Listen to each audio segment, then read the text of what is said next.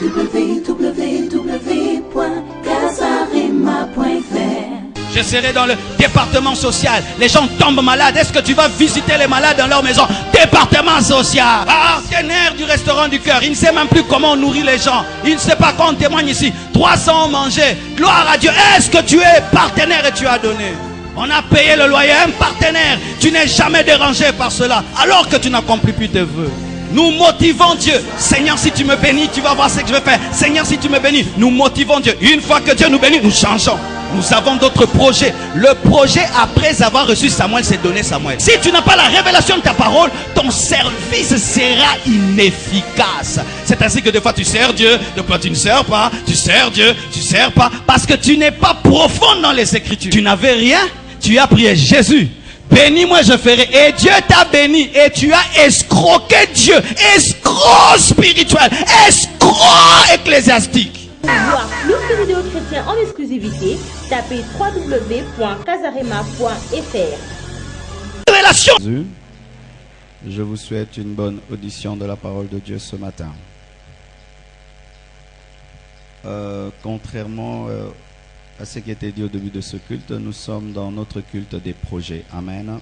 Notre culte des familles aura lieu le 26. Amen. Nous allons nous tenir debout.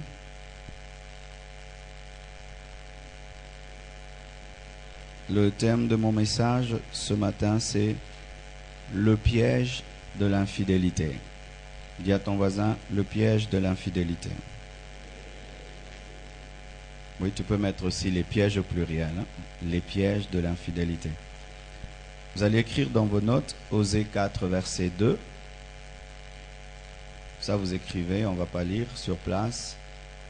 Ensuite, vous allez écrire Zacharie 5, verset 3. Et nous allons lire 1 Timothée 1, verset 10.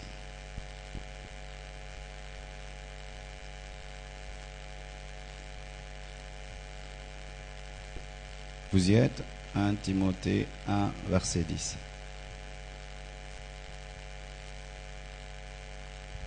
Vous y êtes? 1, 2, 3. Allons-y.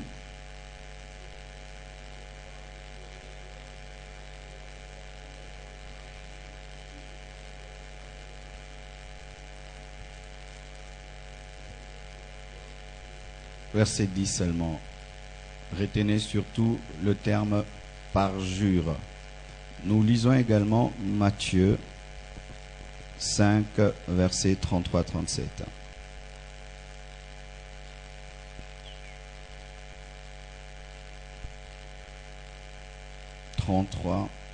Jusqu'au verset 37. Vous y êtes? 1, 2, 3. Allons-y. Amen.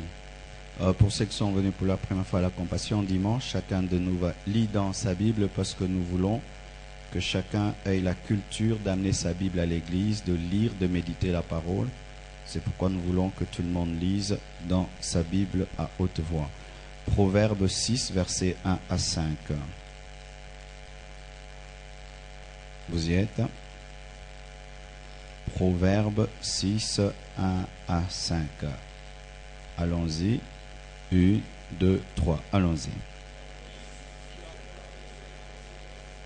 Amen.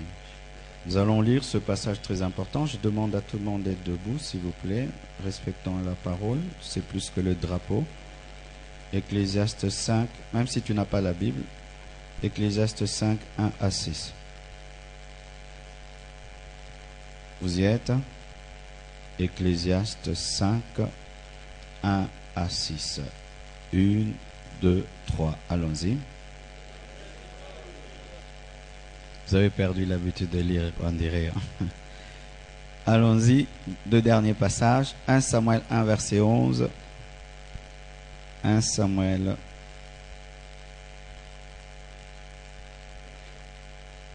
1 Samuel 1, verset 11.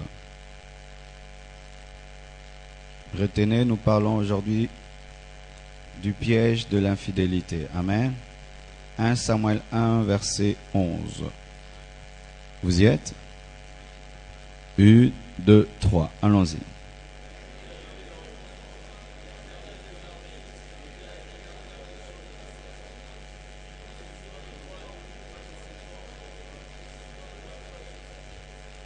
Et nous allons pour terminer 1 Samuel 2, verset 21. Vous y êtes? 1 Samuel 2, 21. 1, 2, 3. Que Dieu bénisse sa parole. Asseyez-vous s'il vous plaît. Amen. Nous sommes dans notre culte des projets. Amen. Cette année sera une très très grande année pour cette église. Alléluia. Je le sens très très fort dans mon esprit. Et depuis le début de l'année, l'onction de Dieu est en train de me déranger sérieusement. Et je prie que le plan que Dieu a puisse se réaliser, non pas le nôtre. L'infidélité, c'est quoi? L'infidélité, c'est l'opposé de la fidélité. L'infidélité, c'est l'opposé de la fidélité.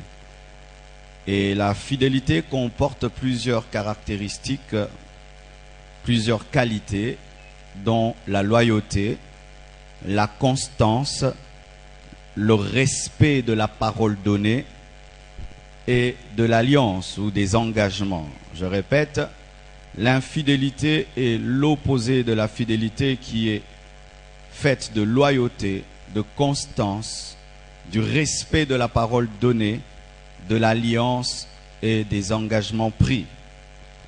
Et il y a un terme que nous avons lu, vous allez lire ça dans Osée 4.2, Zacharie 5.3, 1 Timothée 1.10, Matthieu 5.23-34. La Bible parle d'un terme qu'on appelle parjure. Tu peux dire à ton voisin parjure. Parjure. Dans la loi, qu'est-ce qu'un parjure? La Bible nous dit que Dieu hait les parjures. Dieu n'aime pas les parjures. Dieu n'aime pas les parjures. Et dans la loi, un parjure, c'est le fait de briser un vœu, fait en jurant au nom de Dieu, au nom du ciel, au nom de la terre, au nom de Jérusalem ou par sa propre tête.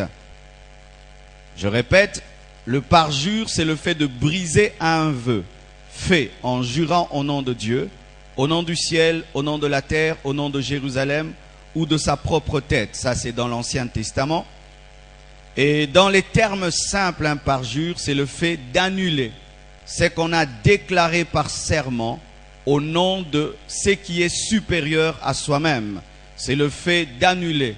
C'est qu'on a déclaré par serment au nom de ce qui est supérieur à soi-même. C'est une grande manifestation d'infidélité.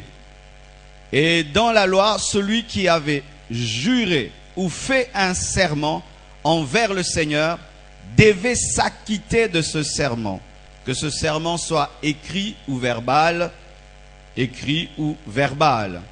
Et la Bible maintenant va plus loin et nous dit qu'il faut accomplir même les vœux et les engagements, pas seulement faits à Dieu, mais aussi faits aux hommes. C'est pourquoi le livre de Proverbes nous dit que lorsque tu as cautionné quelqu'un, ne dors pas, va supplier celui à qui tu as promis quelque chose en faveur d'un autre. Dans la loi, celui qui avait juré ou fait un serment envers le Seigneur devait s'acquitter de ce serment, mais pas seulement envers Dieu, envers l'homme, car nous ne faisons pas seulement des promesses à Dieu, nous faisons aussi des promesses aux hommes. Alléluia. Ce qui fait que lorsque quelqu'un divorce, il commet un grand péché, car il brise plusieurs engagements. Il brise un engagement devant Dieu, un autre devant l'Église, un autre devant l'État, un autre devant la famille et l'autre devant son conjoint. Celui qui pêche brise au moins 5 engagements. Il trompe son époux, son épouse, il trompe l'Église, il trompe la famille, il trompe l'État, il trompe Dieu. Un grand péché. C'est pourquoi je suis étonné de voir les gens divorcer comme ils veulent. Bien-aimé, il faut bien réfléchir avant de te marier. Une fois que tu te maries, respecte l'engagement. Amen. Donna respecte l'engagement. Amen, Donna. Alléluia. Bien-aimés frères et sœurs, pour les hommes, on peut se défiler. Tu peux faire un engagement devant un homme et tu dis, ah, je ne vais plus le faire. Mais sachez même que dans les domaines des hommes, celui qui fait des promesses et qui ne les accomplit pas, perd son témoignage et perd sa réputation. Quand on parle de lui, on dit lui, il n'accomplit jamais ses promesses. Il parle, il n'accomplit jamais. Même dans les domaines des hommes, les gens qui promettent et qui n'accomplissent pas, de plus en plus perdent leur relation, perdent leur élévation, perdent la confiance des autres, car même l'homme ne supporte pas les parjures, à combien plus forte raison Dieu. Amen. Qui d'entre vous peut accepter d'avoir un ami qui lui promet toujours et qui n'accomplit pas? Qui fait 10 promesses qui n'accomplit pas, 20 promesses qui n'accomplit pas? Je ne parle pas de l'homme, je parle de Dieu. Je ne parle pas de Dieu, je parle de l'homme. Qui peut accepter d'avoir un ami qui ne sait que se parjurer? Bien-aimés frères, si déjà dans le domaine des hommes, nous pouvons perdre notre crédibilité, perdre notre témoignage, perdre notre valeur lorsque nous faisons des promesses sans les accomplir, c'est pire quand on fait un vœu à Dieu et on ne l'accomplit pas. C'est pire quand on fait un vœu à Dieu et on ne l'accomplit pas. On perd aussi son témoignage devant Dieu, on perd aussi sa réputation devant Dieu, on perd la confiance de Dieu. Les gens qui promettent et qui n'accomplissent jamais perdent même la confiance de Dieu. Dieu n'a plus confiance en eux pour investir en eux. C'est pire quand on fait un vœu à Dieu et on ne l'accomplit pas. Cela amène Ecclésiaste 5:5 à s'accomplir. Que dit Ecclésiaste 5, verset 5? Pourquoi Dieu s'irriterait-il de tes paroles et détruirait-il l'ouvrage de tes mains? Lorsqu'un homme fait un vœu et ne l'accomplit pas, la Bible nous dit que Dieu s'irrite contre lui et Dieu détruit l'ouvrage de ses mains. Ce n'est pas moi qui l'ai écrit. La Bible dit que lorsqu'un homme fait un vœu à Dieu, Dieu est en colère contre lui et Dieu détruit son travail. Tout ce qu'il fait, Dieu le poursuit et le détruit. Et Ecclésiaste dit, pourquoi ta bouche te ferait-elle pécher? Pourquoi tu permettras à ce que ta bouche détruise ta vie? Les gens qui font des vœux et qui ne les accomplissent pas font que leur bouche détruise leur vie. Bien-aimés frères, en plus de cela, la colère de Dieu, l'ouvrage de nos mains qui est anéanti, il y a aussi une autre conséquence du parjure et de l'infidélité dans l'œuvre de Dieu. Les gens qui font des promesses et qui ne les accomplissent pas ralentissent l'œuvre de Dieu à tous les niveaux. Je ne parle pas seulement du niveau matériel et financier. À tous les niveaux, les gens qui font des vœux et qui ne les accomplissent pas ralentissent l'œuvre de Dieu. Tu promets d'être choriste, tu ne chantes pas. Tu promets d'être protocolaire, tu n'es pas à ton poste. Tu promets d'être partenaire, tu ne le fais pas. Tu promets, je vais donner pour les orphelins le restaurant du cœur, tu ne le fais pas. Tu promets d'être modérateur, tu ne le fais pas. Tu promets d'être président d'un département, tu n'es pas à ton poste. Tu promets d'être ancien, d'être diacre, d'être prédicateur, mais tu ne le fais pas. Tu ralentis l'œuvre de Dieu. Imaginez que ce matin, les gens qui avaient promis balayer l'église ne l'avaient pas fait. Est-ce que ce lieu serait propre? Non. Imaginez qu'aujourd'hui, les gens qui devaient arranger les instruments n'étaient pas à leur poste. Est-ce que ce culte aurait eu lieu? Non. Imaginez qu'aujourd'hui, celui qui devait modérer a préféré dormir à la maison. Est-ce qu'on aurait commencé à temps? Non. Imaginez que ceux qui devaient poser les chaises et les essuyer ne l'avaient pas fait. Vos pantalons seraient sales. Frères et sœurs, lorsque vous faites des vœux et vous n'accomplissez pas, vous êtes en train de détruire l'œuvre de Dieu. Souvent tu penses, j'ai dit et je n'ai pas fait point barre. Non, ça touche le travail de Dieu. Ça ralentit l'œuvre de Dieu. 250 personnes se sont proposées pour entrer dans les départements, mais n'ont pas été capables de suivre une formation d'1 année seulement. Pressés de servir Dieu, mais incapables d'être formés. Et déjà, si tu ne peux pas accepter une formation d'1 année, tu penses que tu seras un bon collaborateur, vous voulez servir Dieu, mais vous ne comprenez pas pourquoi vous servez Dieu.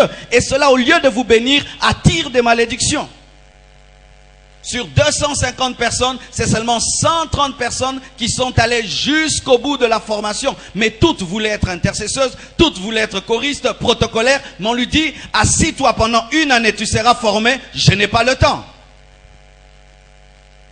C'est ça le problème de l'église.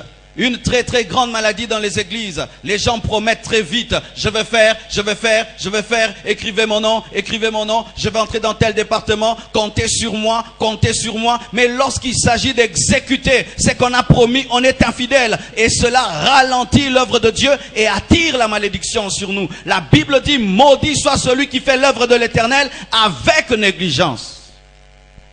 Aujourd'hui, il n'y aura pas d'amen, je sais. Amen. Je suis venu avec un marteau. Les gens aiment promettre, se précipiter à faire des vœux et des engagements. Des fois même, en tant que pasteur, je suis étonné. Un frère, tu lui as rien demandé. Lui-même décide d'entrer dans la chorale. Mais pour qu'il répète, il faut le suivre. Lui-même dit, je vais entrer dans la chorale. Il vous dérange même au bureau. Je vais entrer dans la chorale. Et quand vous le mettez à la chorale, tu lui dis, tu dois venir à la répétition. Il refuse. Lui-même dit, je vais être protocolaire. Vous le mettez au protocole et il n'est plus au protocole. Tous ces engagements que tu as fait devant Dieu, et je ne parle pas l'année passée, depuis que tu es chrétien, qui t'a poussé à les faire? C'est toi-même qui les as fait. Mais, en conséquence, est-ce que tu as répondu fidèlement à ton engagement? Les gens prient beaucoup, jeûnent beaucoup, et des fois ils sont étonnés de ne pas être bénis. C'est parce qu'il y a des petites règles de la parole de Dieu que vous négligez. Promettre et ne jamais accomplir. Alléluia. Les gens prennent à la légère leurs engagements. C'est pourquoi ils ne sont pas fidèles à leur poste. Des fois même, ils respectent leur bailleur plus que Dieu.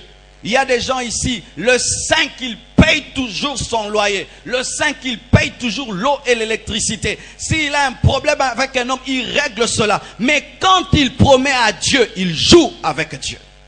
Il joue avec Dieu. Parce qu'il ne voit pas Dieu. Parce qu'il ne voit pas Dieu.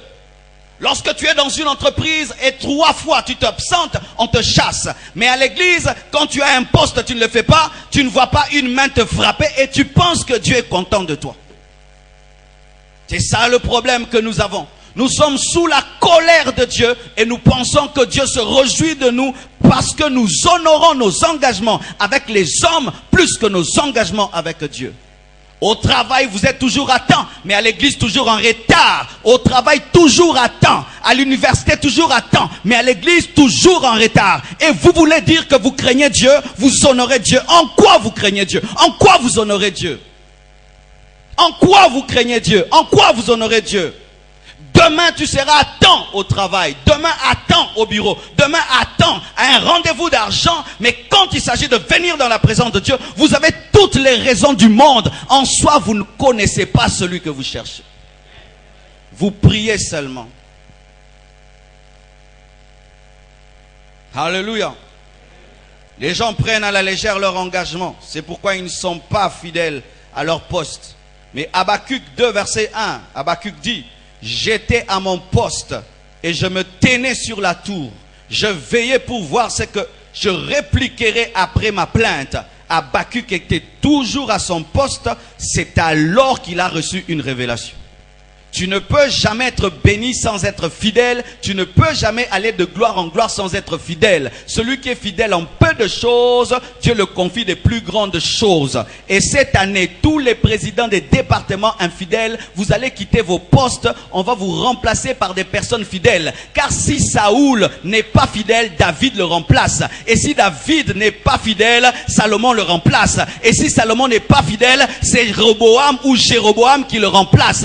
Et tous les infidèles dans l'œuvre de Dieu, de la même manière qu'il y a des remaniements ministériels, on va remanier les présidents des départements. Car comment tu peux être président? Tu ne viens jamais à l'église, tu ne viens jamais en semaine, tu ne jeûnes pas, tu ne pries pas, tu es président. En quoi tu es un modèle pour les autres? D'ailleurs, frère, quand tu es responsable dans un poste à l'église et tu sens que ton comportement est une occasion de chute pour les autres, il faut démissionner de peur de bloquer l'avancement de l'œuvre de Dieu. Pourquoi vas-tu te tenir devant si tu n'es plus devant? Être devant, ce n'est pas vous asseoir ici, non. Être devant, c'est être fidèle. Vous pouvez vous asseoir devant ici, mais vous êtes derrière. Et des gens sont derrière, ils sont devant.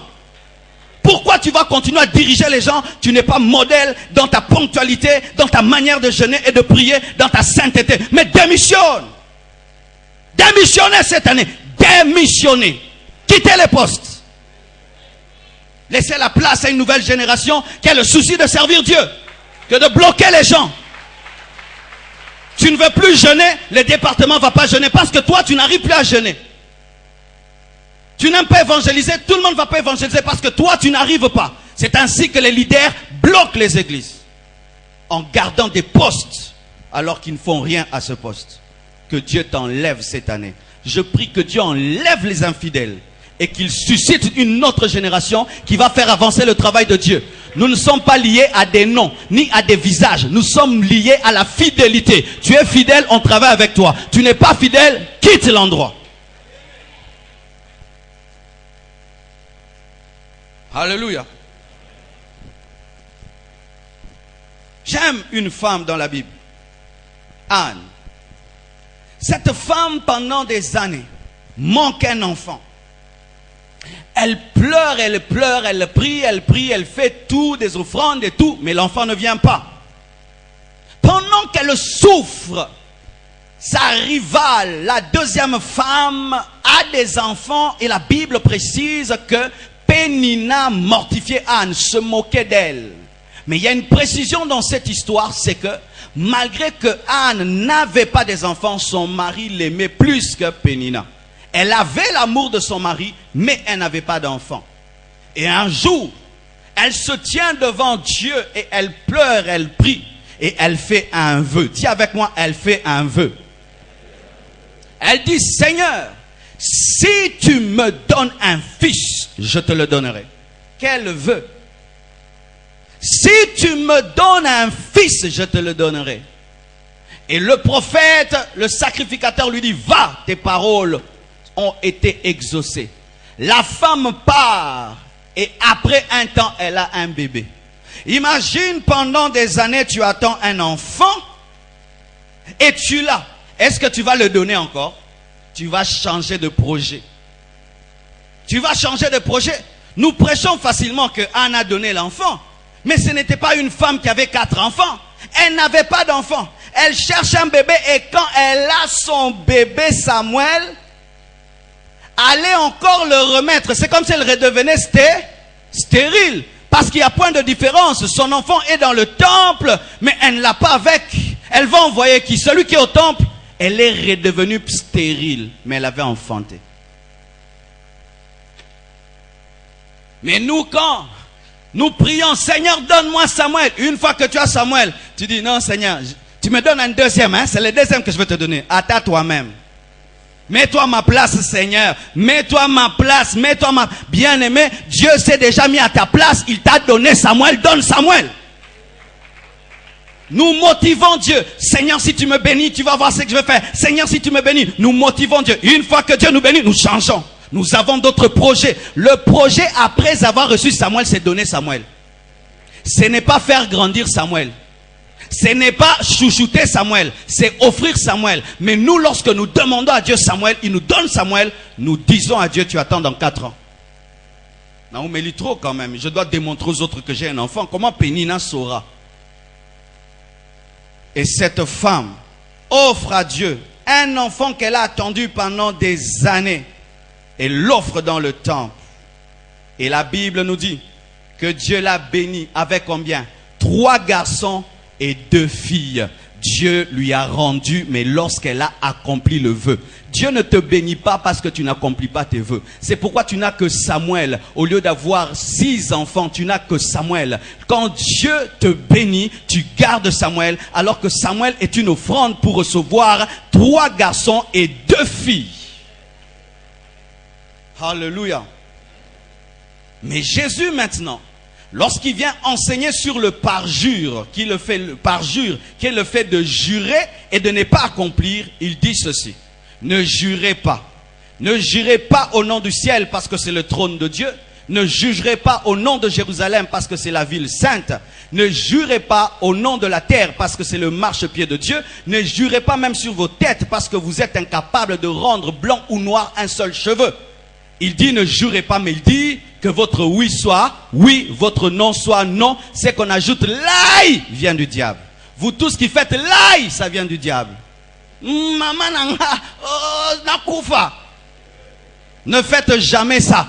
Promettez seulement, ne jurez jamais. Au nom de Dieu, ne faites jamais ça. Un chrétien ne jure pas. Alléluia. Un chrétien ne jure pas. Tout ce que tu ajoutes quand tu promets vient du diable.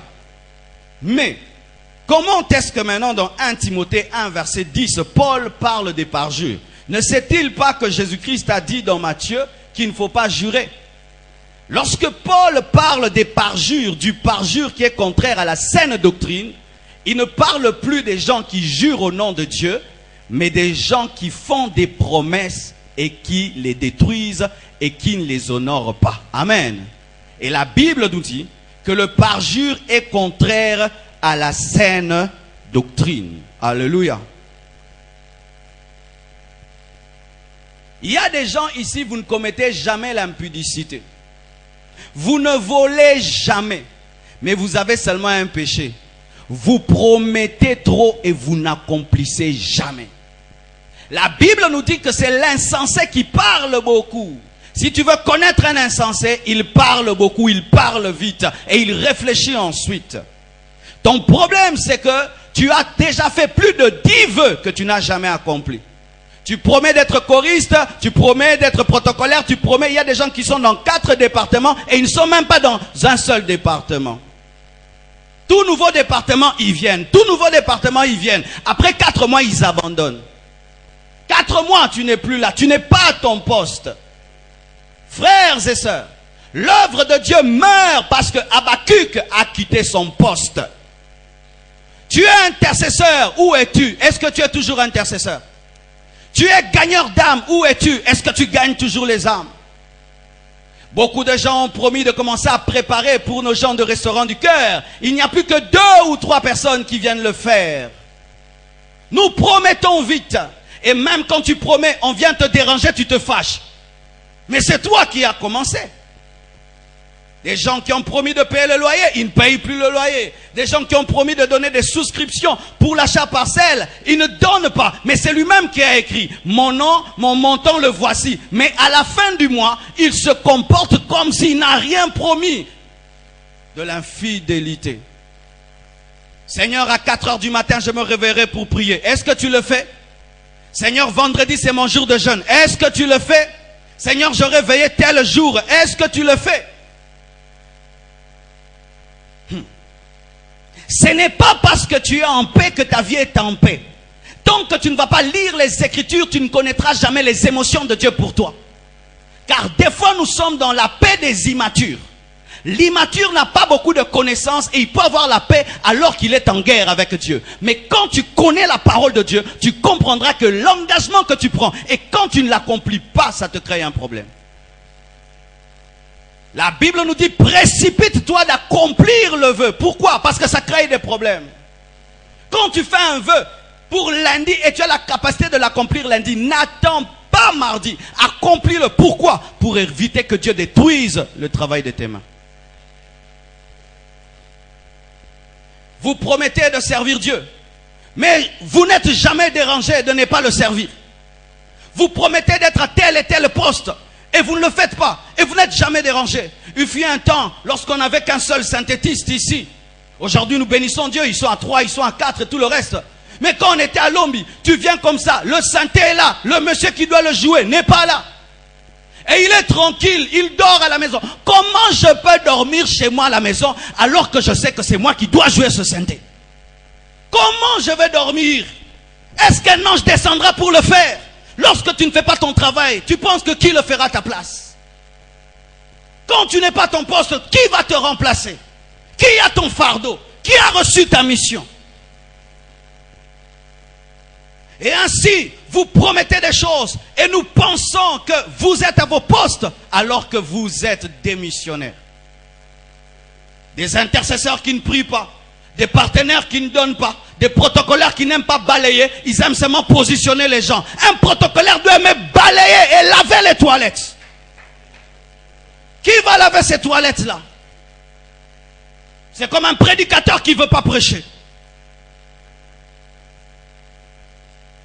Craignez Dieu. Craignez Dieu.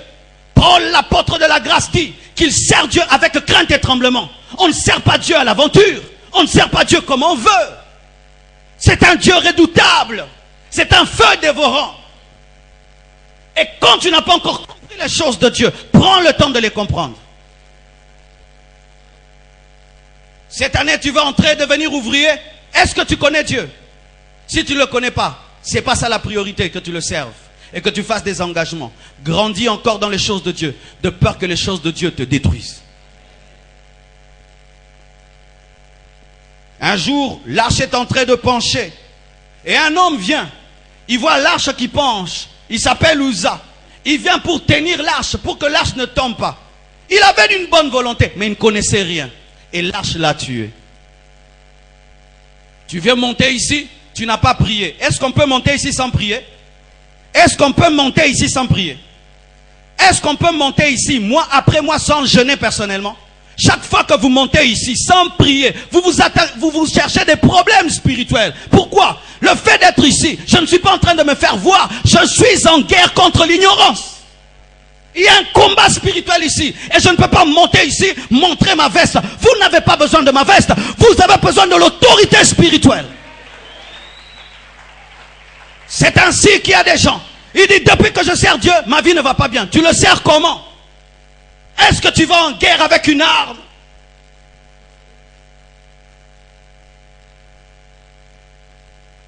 Bien-aimés frères, sœurs, seules les personnes qui ont une personnalité sont fidèles. Parce qu'un homme qui a une personnalité, il ne supporte jamais promettre et ne pas faire. Alléluia. Il ne supporte jamais promettre et ne pas faire. Et quand il promet, il ne fait pas, il est dérangé parce qu'il a une personnalité. Mais quand on n'a pas une personnalité, on promet, on n'accomplit pas, on ne sent pas le problème parce qu'on n'a pas une forte personnalité. On ne pèse pas à ses propres yeux. Il faut être un homme, une femme de parole. Il faut avoir la nature divine. La plupart des temps, les gens disent, nous devons avoir la nature divine. La nature divine. Bien aimé, voici une nature de Dieu. Lorsqu'il promet, il accomplit. Quand tu veux ressembler à Dieu, tu dois aussi ressembler à Dieu dans sa capacité de promettre et d'accomplir. De sorte qu'on puisse dire, tu ressembles à Dieu. Quand tu dis à quelqu'un quelque chose, tu te bats pour l'accomplir. Ce n'est pas qu'on te dérange. Tu as la nature divine, tu accomplis tout ce que tu promets. Et quand tu ne peux pas accomplir, tu ne promets pas. Ça, c'est la nature divine. Mais la nature du diable consiste à parler et ne pas accomplir. Mais la nature de Dieu consiste à parler et accomplir. Et vous tous qui dites que vous avez la nature de Dieu, démontrez votre nature en accomplissant vos promesses. Alléluia. La nature divine, la connaissance de la parole de Dieu. Car c'est elle qui te révèle l'émotion de Dieu. Tu peux être là, tu vis dans le péché, mais tu penses que tout va bien. Et quand tu lis dans la Bible, sans la sanctification, personne ne verra Dieu. Du coup, tu te rends compte que ta vie ne va pas bien. C'est pourquoi les gens qui ne lisent pas la parole de Dieu ont toujours un problème quand ils servent Dieu, parce qu'ils ne connaissent pas le code de la route divine. Ils ne connaissent pas. Tu sers Dieu sur base de quel verset? Quel est le verset biblique qui t'effraie? Quel est le verset biblique qui te motive? Quel est le verset biblique qui t'encourage? Sur quoi es-tu tenu? Il faut te tenir sur le roc de la révélation, car il est écrit, sur ce roc je bâtirai mon église, et c'est la révélation de Christ. Mais si tu n'as pas la révélation de ta parole, ton service sera inefficace. C'est ainsi que des fois tu sers Dieu, des fois tu ne sers pas, tu sers Dieu, tu ne sers pas, parce que tu n'es pas profond dans les Écritures. Mais les gens qui sont profonds dans les Écritures sont constants. Pourquoi? La révélation de la parole qu'ils ont leur donne la constance. Je ne sers pas Dieu par émotion. Il y a des gens, ils servent Dieu par émotion. Ceux qui moi, ils l'ont ça dans l'église. C'est le ngesili. C'est pourquoi vous allez remarquer, tout nouveau mouvement à l'église attire les gens. Mais quand ce mouvement-là a pris du temps, on laisse. On laisse. Si je commence à faire des croisades, vous allez vouloir entrer dans les départements des croisades. Vite, vite. Et l'orasiga. 10 ans de croisades. Vous ne serez plus là. Vous ne connaissez pas Dieu. Cherchez à connaître le Dieu que vous priez, frère. Cherchez à le connaître.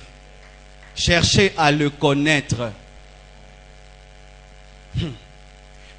Tu es un bébé spirituel si pour servir Dieu, on doit te pousser. Je répète, tu es un enfant dans les choses de Dieu si pour que tu accomplisses tes engagements, il faut qu'on te les répète. Tu es un enfant. Je n'ai pas besoin que mon père puisse me demander d'être fidèle à ma femme. J'ai promis devant Dieu d'être fidèle à ma femme. Je n'ai pas besoin d'une exhortation parce que je suis adulte. Mais un enfant, quand il se marie, il faut qu'on lui rappelle, mon promet à rater, moine. Ce sont les enfants qui oublient les promesses. Un enfant peut te dire, je t'amène le bonbon, et puis il va y jouer, et puis tu vas prendre le bonbon. Dis à ton voisin, grandis. Quitte l'enfance. Ce n'est plus le temps pour ça. Acclamons le Seigneur.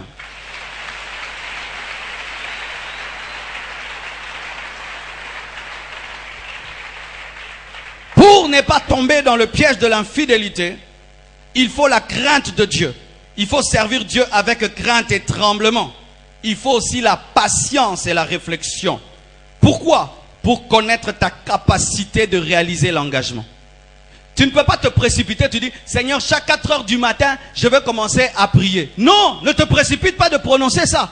Étudie d'abord ton emploi du temps. Peut-être que toi, tu dors à 2 heures du matin. Comment tu vas promettre de prier à 4 heures du matin? Ainsi, tu fais comme le frère tel, mais lui, il dort à 18 heures. Quand maintenant, il vient te raconter ses expériences. Moi, je prie de 4 heures à 10 heures. Mais demande-lui, tu dors quand? Ne faites pas les choses par imitation. Il faut te peser. Amen. Même quand tu veux promettre l'argent à l'église, ne fais pas des promesses que tu ne peux pas réaliser. Je vais donner 10 000, je vais donner 5 000, je vais donner... Si ta capacité c'est $1, promets $1. Je dis promets $1 que tu sauras accomplir. Ne dis pas mon voisin a donné 100, l'autre a donné 1000, moi maintenant je vais donner 10. Nous ne sommes pas en compétition. Je dis nous ne sommes pas en compétition. D'ailleurs c'est Dieu seul qui sait qui donne véritablement. Ce n'est pas nous qui déterminons qui donne bien. C'est Dieu qui détermine qui donne bien. Donnez selon vos capacités. Je suis contre ces choses qui se passent dans certaines églises. Bah papa, les mamans ont donné 1000 et vous donnez 500. Les papas se réchauffent, ils donnent 1500. Ma maman, les mamans vous ont dépassé et puis on donne. Ça c'est de la chair, c'est du kappa. Kappa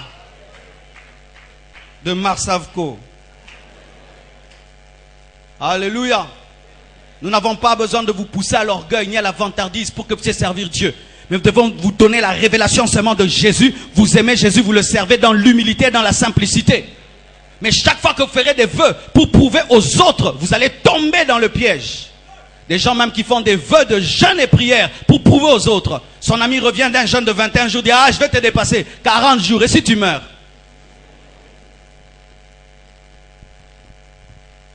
Il faudrait que Dieu te dise de monter pour qu'il puisse t'aider à descendre. Si tu n'as pas dit de monter, tu ne descendras pas. Ne montez jamais sans que Dieu te dise monte ici. Ne faites rien pour prouver à qui que ce soit. La Bible dit vaut mieux ne pas faire un vœu que d'en faire et de ne pas l'accomplir. Celui qui fait un vœu et qui n'accomplit pas est plus maudit que celui qui n'a pas fait de vœu. Les gens qui n'aiment pas les vœux sont contents. Je vais maintenant expliquer. Je savais que vous serez très content. Oh, gloire à Jésus.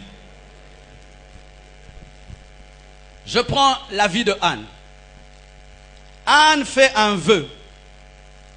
Et puis, ne l'accomplit pas. Elle dit, Seigneur, si tu me donnes Samuel, je vais te le donner. Dieu lui donne Samuel et elle ne donne pas Samuel. Qu'est-ce qui va lui arriver? 1, elle va devenir stérile toute sa vie.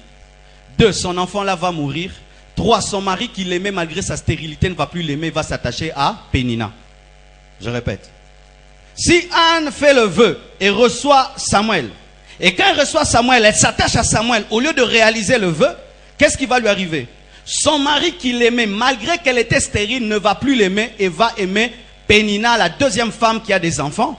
2, elle deviendra stérile à vie, parce que là, elle n'était pas stérile à vie, et il y avait l'espérance qu'elle puisse enfanter, mais comme elle enfante, elle ne donne pas le fils, elle sera stérile à vie. Alléluia. elle aura plus de problèmes qu'auparavant. Amen.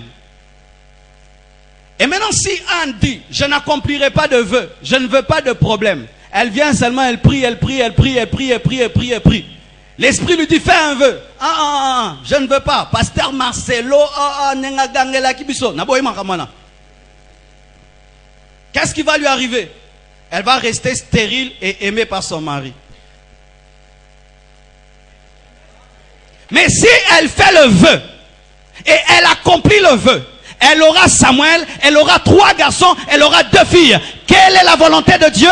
Faire le vœu et l'accomplir, mais promettre ce que tu peux donner. Car ceux qui ne font pas de vœux et voient les autres faire de vœux, les accomplir, vous restez en arrière parce que eux, ils enfantent des Samuel, des fils et des filles. Car beaucoup d'entre vous, du coup je connais les fidèles, vous allez dire, non, ça a suscité. Mais pour que tu engendres Samuel, il faut faire un vœu. Lorsque j'ai promis ici à l'église de donner la somme là, frère, je ne l'avais pas. Je ne l'avais pas. Quand j'ai dit, je donne, je ne l'avais pas. J'ai dit, si tu me donnes, Samuel. Et aujourd'hui, la moitié de Samuel est venue. Le pied. Maintenant, Dieu me teste. Et j'ai pris Samuel, je l'ai amené. Pour dire à Dieu, si tu ajoutes l'autre, je le donnerai comme j'ai donné cette partie-ci. Bien aimés frères, sœurs, il y a certains au milieu de vous, vous avez fait des vœux par la foi. Tu n'avais rien, tu as prié Jésus. Bénis-moi, je ferai. Et Dieu t'a béni. Et tu as escroqué Dieu. Escroc spirituel. Escroc ecclésiastique.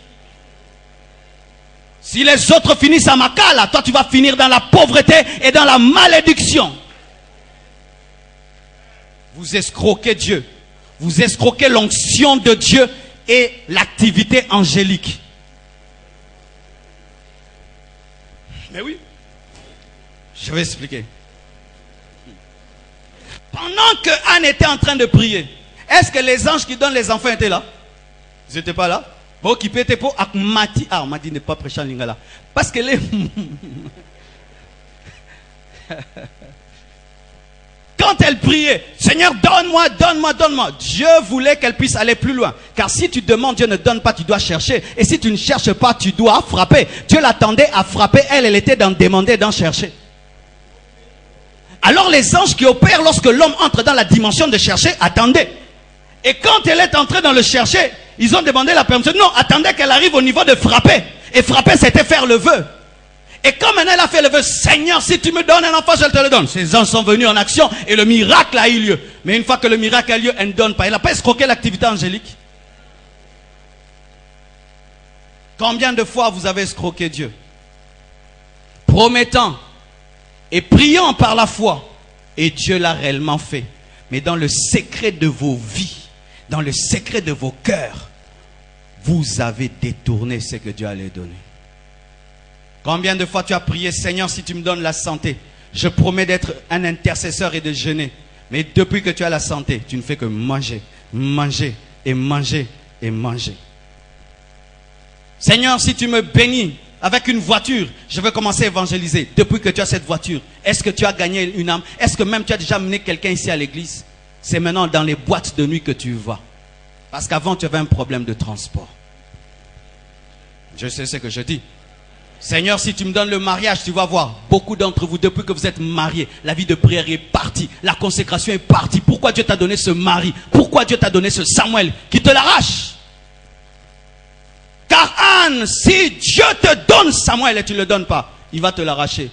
Il va tuer Samuel dans ta maison et il va te rendre stérile à vie. Frères et sœurs, comment échapper à cette infidélité? Voici encore un autre secret. Il faut avoir un esprit de l'urgence. Je bénis Dieu, j'ai vu des gens venir au bureau. Ils font le vœu pour samedi et Dieu les bénit lundi, ils viennent rapidement. Pasteur, j'accomplis déjà. J'ai dit non, attendez samedi. Non, je ne veux pas de problème. Je risque d'être tenté. Ami Yebi. Accomplis ça. Aie l'esprit d'urgence. Aie l'esprit de gratitude. Sois sérieux. Et Dieu m'a dit de vous donner cet examen. Lorsque vous allez rentrer à la maison, faites ceci. Achetez un cahier. Si vous avez un ordinateur, prenez votre ordinateur. commencez à écrire tous les vœux que vous avez déjà fait à Dieu depuis que vous êtes chrétien. Vous serez étonné. Que Dieu vous rappelle vos vœux. Commencez à les écrire. En 1900.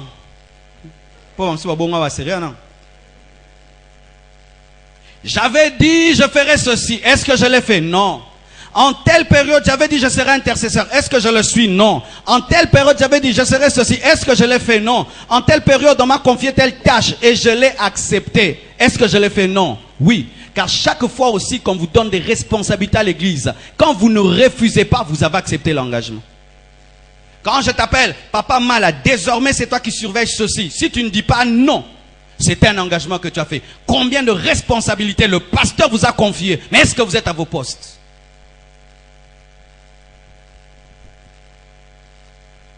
Alléluia. Et une dernière chose qui peut t'aider à être fidèle, c'est la sensibilité au Saint-Esprit. Alléluia. Un jour, Réma Collet est en train de prier. Il prie. Et puis un de ses fils est béni. Il lui amène $1 million.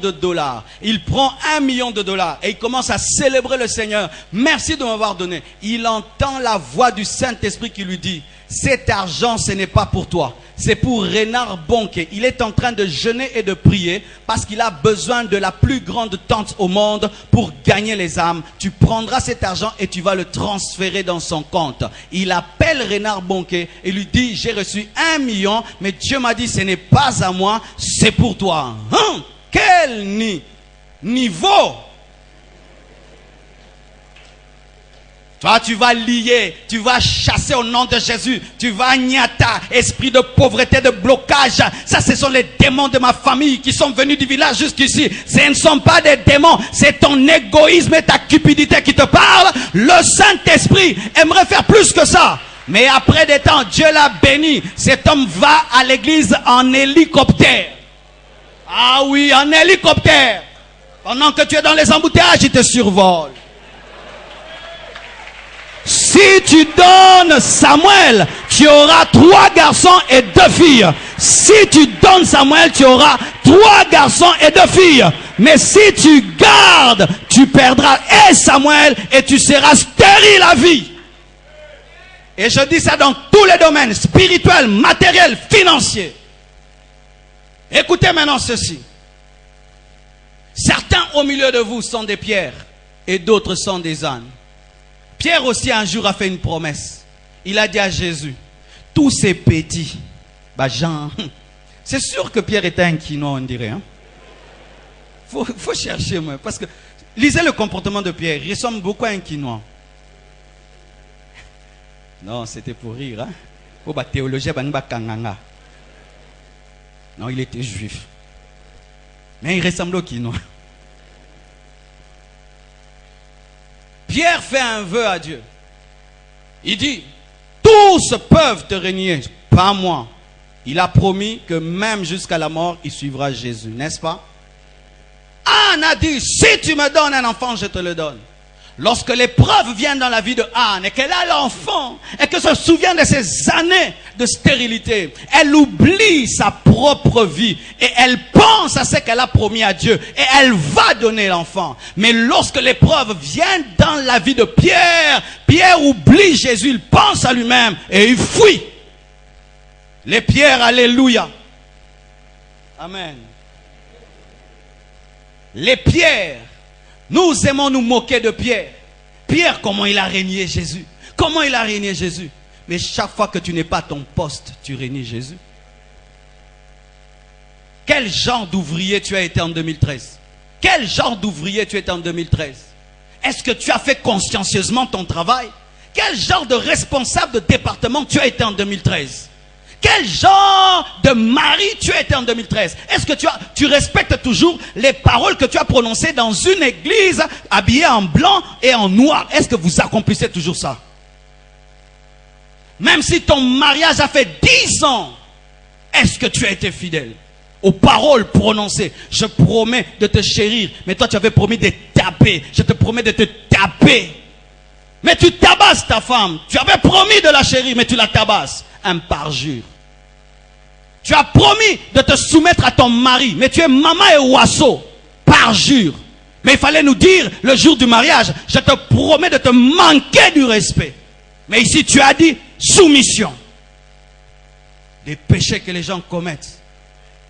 Quand on te donnera le micro le jour de ton mariage, si tu sens que tu seras incapable de te soumettre à un homme, dis pasteur côté t'as sauté.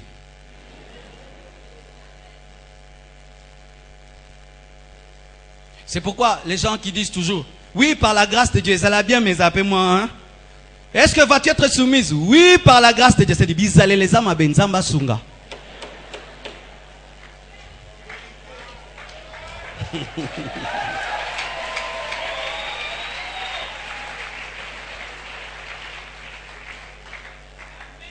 Alléluia. C'est pourquoi nous jeûnons, nous prions. Et tu dis, mais qu'est-ce que j'ai fait à Dieu? Parce que pour toi, le péché, c'est seulement l'impudicité. Pour toi, tu penses que le péché, c'est seulement insulter. Alors que tu as d'autres péchés. Des engagements qui s'entassent année après année que tu n'accomplis jamais. J'aimerais dire ceci. Pierre a promis et il n'a pas réalisé. Jésus ne l'a pas rejeté. Il lui a donné une seconde occasion. Il est revenu vers lui, il a dit, Pierre, m'aimes-tu?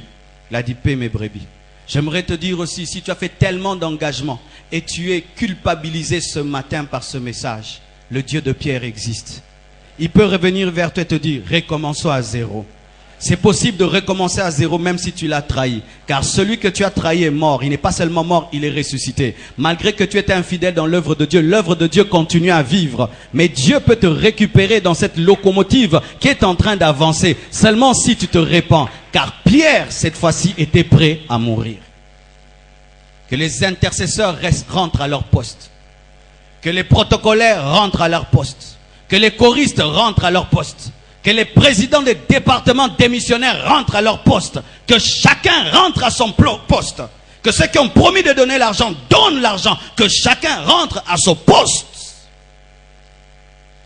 Et si tu te répands et tu reviens, Dieu va te pardonner. Dieu va te pardonner. Il peut se faire que Samuel est né dans la maison de Anne. On dit, Anne, donne l'enfant. Elle refuse pendant 1 mois. Non, je ne peux pas donner mon enfant. Mais tu avais promis. Oui, j'avais promis, mais c'est dur. Mais après 1 mois, 2 mois, elle peut dire quand même, je dois être fidèle. Je dois être fidèle à Dieu. Et elle viendra. Peut-être elle va trouver le sacrificateur en colère, mais il finira par lui pardonner. Ta fidélité a tardé, ton engagement a tardé. Mais ne reste pas dans cette position. Répands-toi et reviens. Le Dieu de Pierre est ton Dieu. Je dis le Dieu de Pierre est ton Dieu. Le Dieu de Pierre est ton Dieu. Et tu peux dire, Seigneur, je reviens à l'intercession. Je jeûne à nouveau. Seigneur, je reviens dans la sainteté, dans la consécration. Je gagnerai les âmes. Combien de gens ont promis d'être fidèles à leur poste et de faire le suivi des nouveaux venus. Les nouveaux viennent, ils partent, personne ne le suit. Mais il y a quelqu'un qui avait promis dans cette église d'aller les visiter. Je serai dans le département social. Les gens tombent malades. Est-ce que tu vas visiter les malades dans leur maison? Département social.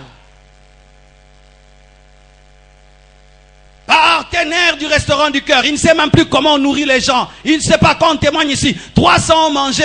Gloire à Dieu. Est-ce que tu es partenaire et tu as donné? On a payé le loyer. Un partenaire. Tu n'es jamais dérangé par cela. Alors que tu n'accomplis plus tes vœux. La Bible dit, mon peuple périt, faute de connaissance. Tu es entré dans un fiançailles et tu as dit, Seigneur, bénis-moi par un fiançailles. Il t'a donné un fiancé, mais tu avais dit, Seigneur, si tu me donnes un fiancé, nous allons attendre jusqu'au mariage. Mais vous avez déjà commencé le mariage. Tu avais promis à Dieu que vous ne ferez rien jusqu'au mariage. Est-ce que tu es fidèle? Est-ce que tu es fidèle? Seigneur, si tu me guéris, je ferai ceci. Si tu me bénis, je ferai cela. Est-ce que tu étais fidèle?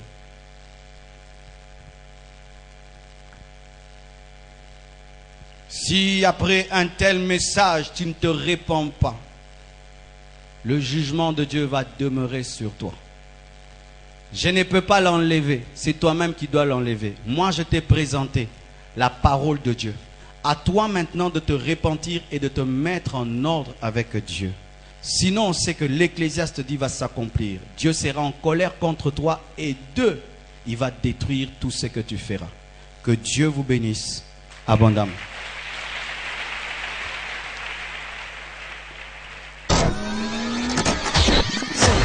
www.